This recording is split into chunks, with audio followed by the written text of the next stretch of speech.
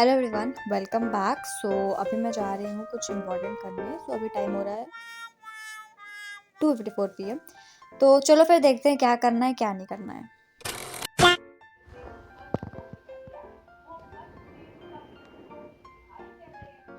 So yeah guys, right now it's 2:55 PM and here I was watching a video on the channel of Next Toppers कि कैसे हमें 10th class में क्या चीज़ें follow करनी है और क्या चीज़ें नहीं फॉलो करनी है। तो उसको बनाने के लिए मैंने यहाँ पे नेक्स्ट टॉपर्स की डायरी भी अनबॉक्स कर ली है, जो मैं अपने क्लास 10 में यूज़ करने वाली हूँ। कोई भी टू डू लिस्ट, कोई भी इंपॉर्टेंट प्लानिंग करनी है मुझे क्लास 10 के लिए, तो I will be doing in this diary. और फिर अब जल्दी से ये वीडियो देखते हैं और प्लान बनाते हैं।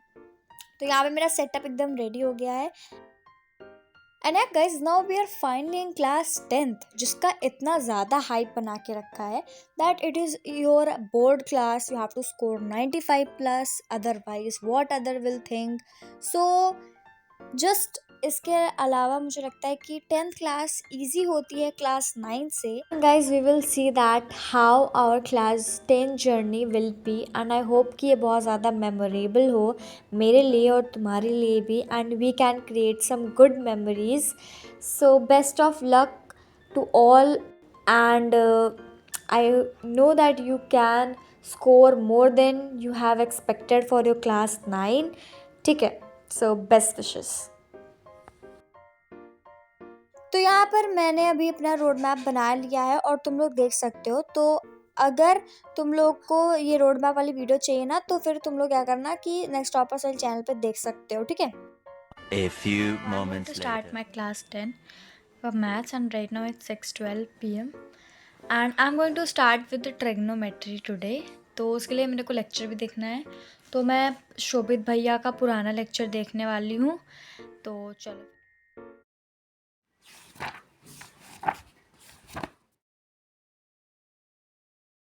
एक न्यू रजिस्टर भी बनाया है और ये मेरे पास एक लेफ़्ट रजिस्टर था, तो मैंने इसलिए सबसे पहले मैथ्स के लिए बनाया है।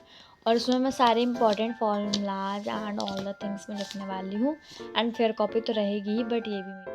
सो यहाँ पर मेरे पास एक लेफ़्ट आउट रजिस्टर था, तो उसमें मैंने सोचा कि चलो फिर इसमें ही मैं ट्रिग्नोमेट्री का वर्क कर लेती हूँ, क्योंकि वैसे भी एक लेफ़्ट रजिस्टर था और मुझे अपना कोर्स भी शुरू करना था क्लास 10 का। तो सबसे पहले मैंने डिसाइड किया कि I will be starting with the maths only. Guys look what I did right now. देखो मैं 10th में हूँ लेकिन मैंने लिखा है 9th। मतलब मैं अभी 9th में ही हूँ, नहीं मैं पास हो चुकी हूँ।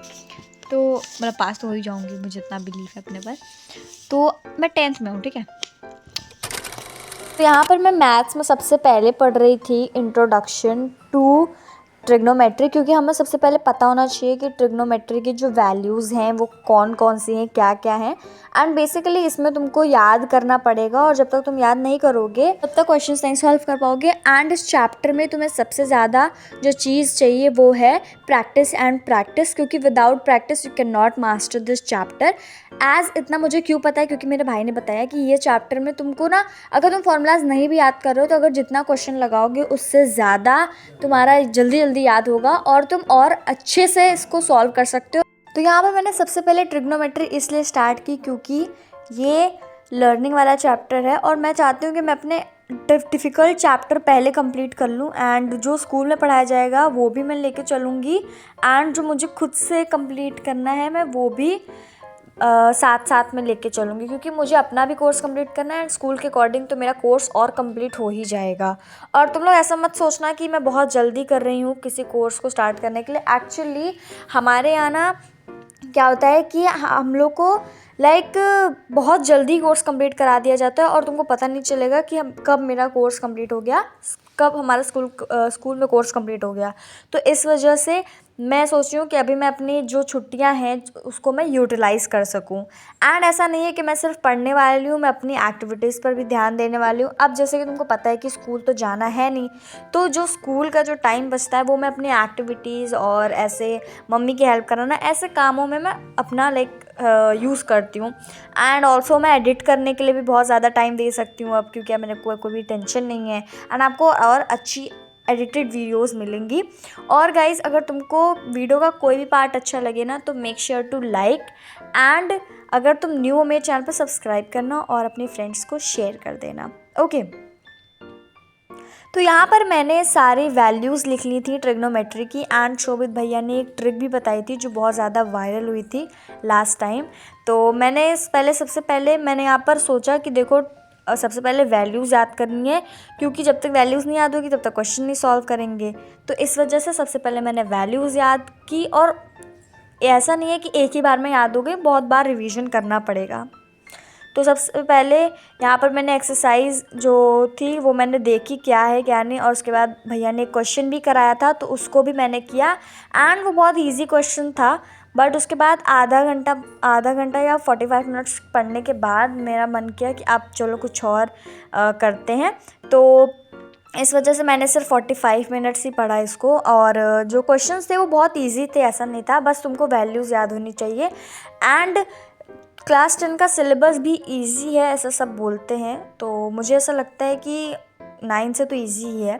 और या guys, right now I am done with the studying. And अभी मैंने एक ही क्वेश्चन सॉल्व किया था, but I am currently done क्योंकि अब मेरा बिल्कुल मन नहीं कर रहा है पढ़ने का। And right now it's 7:04 PM. So after studying I went to shop for some stationery supplies, and यहाँ पर मैं आ गई थी। तो चलो मैं दिखाती हूँ कि मैंने क्या क्या लिया। एंड अभी तो मैंने ज़्यादा सामान नहीं लिया है, बट कुछ कुछ चीज़ें ली हैं। जैसे मैंने यहाँ पर स्टिकी नोट्स लिया है, एक जेल पेन लिया है और एक ब्लू पेन लिया है, एंड स्टेपलर की पिन्स ली हैं। So these are the things. And अभी तुम लोग को एक सस्ता सा ASMR भी मिलेगा, क्योंकि उसमें इंडियन BG नॉइस आ रही है पीछे से, तो उसको इग्नोर करना, क्योंकि आई कैन नॉट, मतलब मैं उसको हटा नहीं सकती हूँ। तो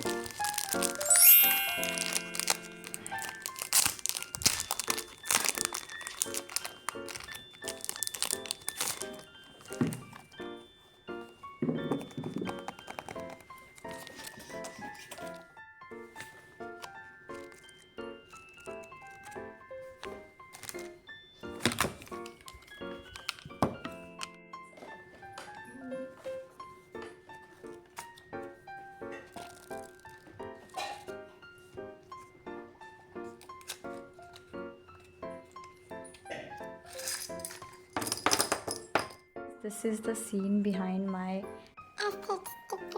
तो दिस इतना ही सी आ रहा है ना। So here is my brother studying for competitive exam.